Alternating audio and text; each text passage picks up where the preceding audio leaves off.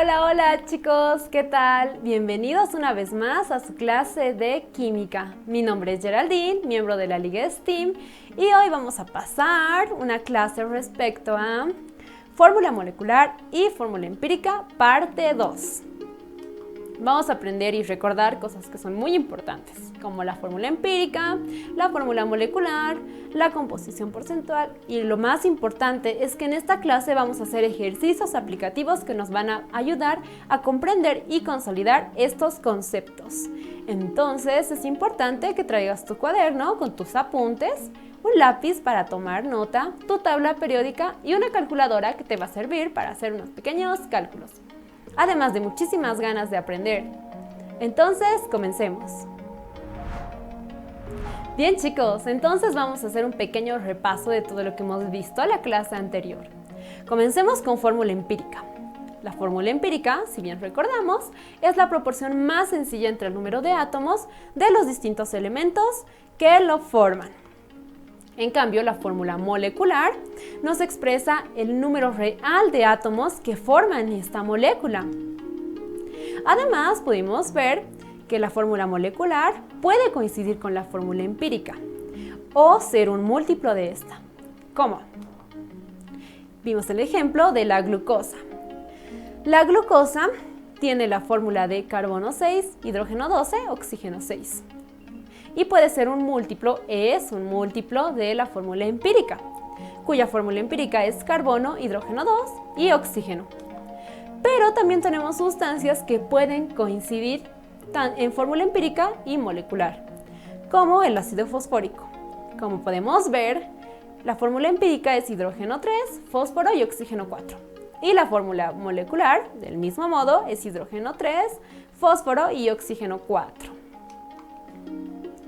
Además, vamos a ver cómo es que están relacionados.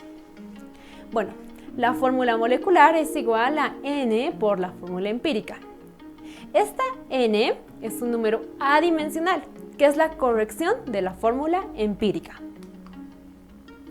N es un número adimensional, ¿por qué? Porque representa el peso molecular de la fórmula molecular respecto al peso molecular de la fórmula empírica. Como estos tienen las mismas unidades, pueden simplificar, lo que nos da un número adimensional. Recordemos entonces qué es la composición porcentual. La composición porcentual puede darse por masa parcial de alguna sustancia X respecto a una masa total multiplicado por el 100%. Es importante saber, además, que la suma de todos estos porcentajes tiene que darnos siempre un 100%. Este valor no puede ser ni mayor ni menor. Como podemos ver en este ejemplo, tenemos el porcentaje de A, el porcentaje de B y el porcentaje de C. Recuerden que la suma siempre debe dar 100%. ¿Cómo hallar la fórmula empírica a partir de la composición porcentual de una muestra? Vimos esto en la anterior clase e hicimos algunos ejemplos. Espero que recuerden que son 3 pasos muy importantes. Como paso número 1, tenemos que dividir los porcentajes de cada elemento entre el peso atómico del mismo. Estos pesos atómicos podemos encontrarlos en nuestra tabla periódica. Como paso número 2, tenemos que tomar el menor de ellos, que va a ser el divisor de todos, incluso del mismo. Y finalmente tomamos estos números enteros y los colocamos como subíndice, que van a representar los átomos de cada elemento. Ya que hicimos un repaso de todo lo visto, vamos con una pregunta. La fórmula empírica y la fórmula molecular están relacionados por Fm igual a N por Fe, Fm igual a Fe o Fe igual a N por F mol.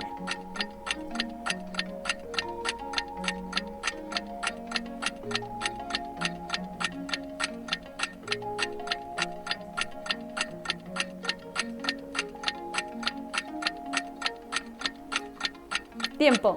La respuesta correcta es el inciso A. Fm es igual a N por Fe. Recordemos que N es un número adimensional que representa el peso molecular de la fórmula molecular respecto al peso molecular de la fórmula empírica. Bien chicos, ya que vimos algunos ejemplos de aplicación, veamos, ¿la fórmula molecular puede coincidir con la fórmula empírica? ¿Qué creen? ¿Verdadero o falso?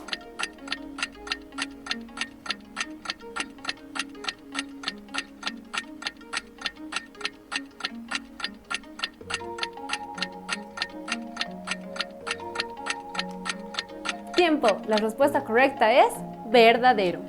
¿Por qué? Puede coincidir o ser múltiplo. Coincidir en el caso del ácido fosfórico, como habíamos visto, o ser múltiplo en el caso de la glucosa. Estos son dos ejemplos muy sencillos que vimos en esta clase. ¿Alguna vez se han preguntado qué es la espectrometría de masas?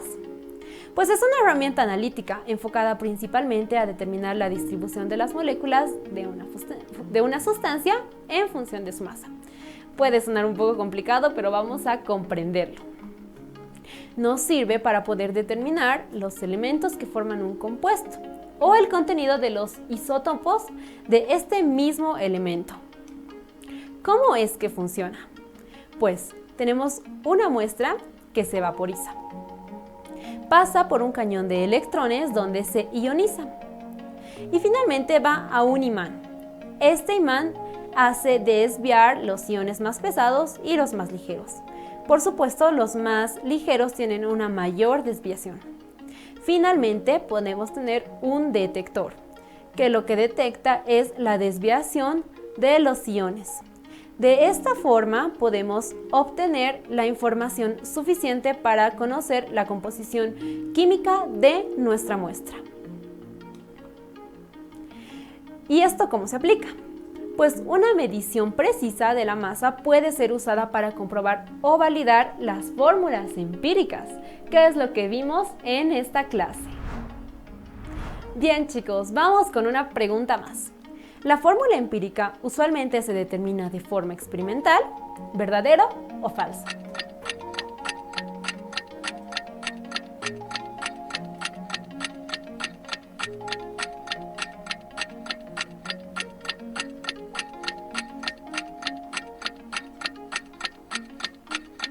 Tiempo. La respuesta es verdadero. Como habíamos visto en nuestro dato curioso, un espectrómetro de masas nos puede servir para comprobar o validar la fórmula empírica, y esto se hace de forma experimental.